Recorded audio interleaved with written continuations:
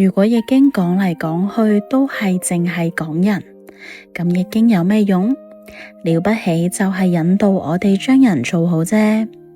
易經能夠解開宇宙人生嘅奧秘，呢個係佢嘅功能，所以易經能夠應用喺一切人事地物。我哋以乾卦嘅初爻潛龍勿用為例，科學研究使唔使潛龍勿用？梗係要。一個科學家做研究一定要銘記潛龍勿用，發明出一樣嘢唔可以即刻將佢呈現出嚟，而要先睇下佢對人類係有用定有害。如果有害嘅就要快啲銷毀佢，唔可以俾佢生產出嚟危害人類。如果唔理有害冇害都咁樣整出嚟，禍患係難以預計嘅。我哋而家普遍都用緊嘅膠袋就係非常典型嘅例子。奧地利一個叫馬克斯舒斯尼嘅工程師研發咗膠袋之後，首先就同公司講暫時唔好生產，因為呢樣嘢暫時未有分解嘅方法，一定要等佢揾到出分解嘅方法先好生產。佢係一個有良心嘅工程師，但係佢嘅老闆唯利是圖，當面同佢保證唔會生產，但係轉過頭就投入咗生產，呢個就係商業化嘅結果。後嚟個工程師自殺咗。而家社會每研發一樣嘢都要有賣點，但係賣點攞出嚟，仲要考慮下會有啲咩嘅後遺症，有啲咩化解唔到嘅問題，用耐咗會唔會害人等等。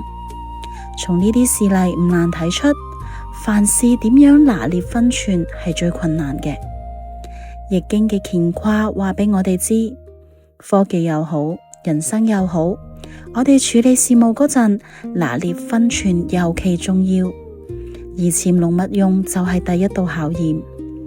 學習乾卦由潛龍勿用開始學起，係以後嘅人生當中知所警惕，必定有所收穫。而乾坤兩卦係易經嘅門戶，佢哋係分唔開嘅，一分開就錯。所以我哋接下來就會解讀坤卦。易經嘅64卦入邊，只有一個純陽卦，就係乾卦，亦只有一個純陰卦，就係坤卦。乾卦代表天，坤卦代表地，而乾卦同坤卦就好似天同地一樣，既係完全相反嘅，又係永遠離唔開嘅。如果我哋將乾卦理解為應該點樣做領導嘅話，咁就可以將坤卦理解成點樣做好領導嘅得力助手。坤卦嘅爻辭係初六，履霜堅冰治；六二，直方大，不雜無不利；六三，含章可貞，或從王事，無成有終；六四，豁狼，無咎無虞；六五，皇上元吉；上六，龍戰於野，其血宏煌；用六，利永貞。呢啲爻辭都係咩意思？而坤卦對於我哋嘅人生又有啲咩啟示呢？我哋下回分解。